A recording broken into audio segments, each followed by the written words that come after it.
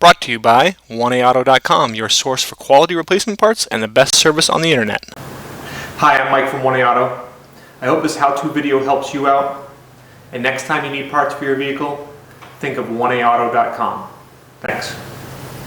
In this video, we're going to replace a front stabilizer bar link on this 2000 Mercury Grand Marquis.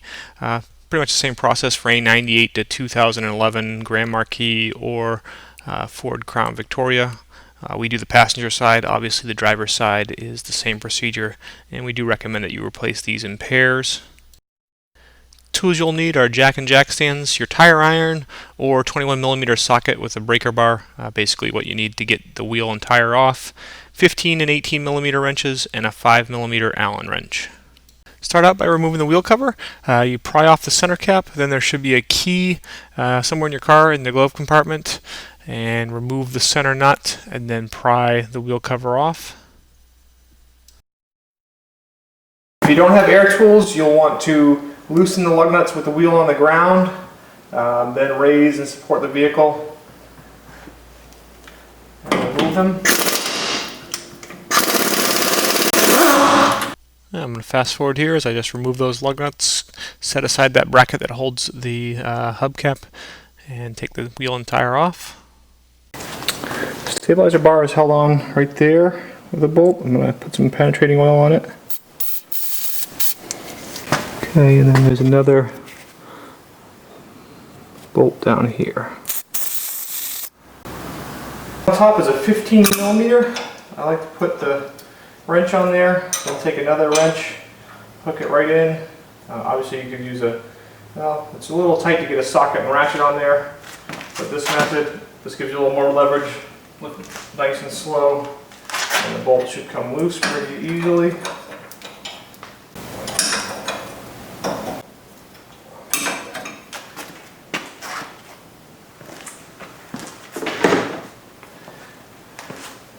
Okay, this bolt in here is an 18mm, kind of the same thing. Get the wrench on it. Put my 17mm wrench on and pull nice and easy. And it starts to move. You want to look at the stud and see if it's moving. It's starting to move. Okay, so I'm going to come up through this hole with a 5mm Allen wrench. Okay, put that in there.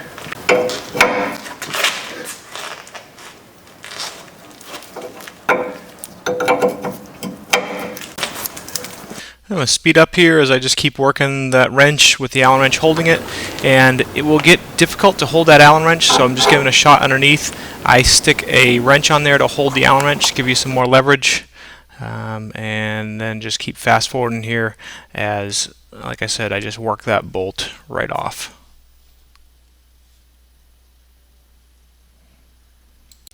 Okay, and we'll keep the high-speed action going here as we go back up to the top and remove that bolt the rest of the way.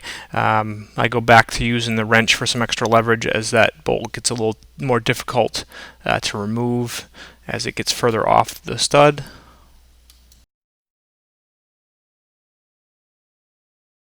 I just want to take I'm using a chisel, some type of impact tool,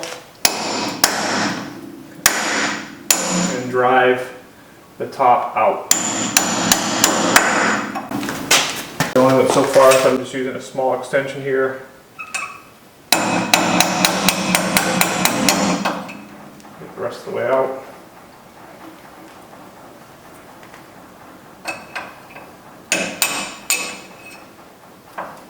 Comes out.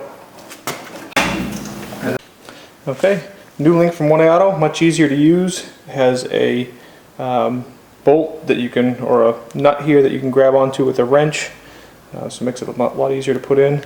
You're going to want to put in a grease fitting here and a grease fitting down here. Those come with it. Just use a small wrench to put them in. Already to install. This one points up and away, so it makes it easy to get grease in there. So here I'm basically just kind of take the bolts off first, and then you want to get the bottom in first, and what you might need to do is just grab hold of the stud on the bottom and position it so you can get it into the stabilizer bar. Now use a jack and jack up the lower control arm until you get it into a position where you can work the upper stud into the top of the steering knuckle. Okay, you can remove your jack and put on the nut on the upper side and use your 15mm wrench to tighten it up, and then grab onto a larger wrench, give yourself some extra leverage, and get it nice and tight. You don't have to get it incredibly tight. It probably has a specification of around 50 to 55 foot-pounds, but it's pretty hard to get a torque wrench on there, so just use a wrench and get it nice and tight. And then the same thing with the lower nut. I was pleasantly surprised on the 1A Auto part. The lock nut was able to go on and it didn't make the stud twist, so he was able to get it on, tighten it up, and these probably tightened to a spec of 65 to 70 foot-pounds. Pretty tough to get any kind of a torque wrench on there, so I just got it nice and tight with the wrenches that I had. Put your wheel and tire back on. Start all the lug nuts with the little bracket for the wheel cover. Then just preliminarily tighten them with the impact wrench or your socket and ratchet. Okay, with the wheel on the ground, use a torque wrench and tighten them to about 100 foot-pounds using a star pattern.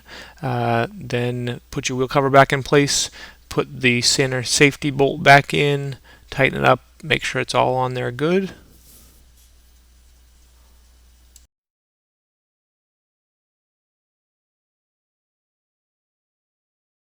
Okay, always make sure you put your key back in the glove compartment. We hope this helps you out.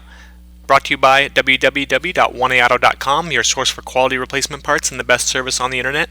Please feel free to call us toll-free 888-844-3393. We're the company that's here for you on the internet and in person.